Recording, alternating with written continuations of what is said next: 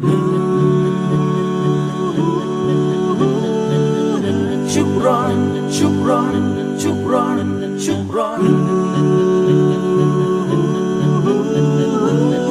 ชุกร้อนชุกร้อนกี่ร้อนกี่ฝนกี่หนาว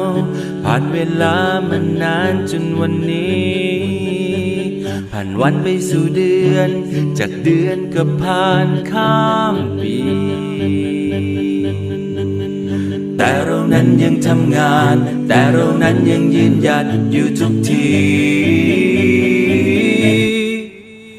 พี่น้องที่คอยห่วงใยให้กำลังใจส่งเสริมในความดีช่วยเหลือในทุกทาง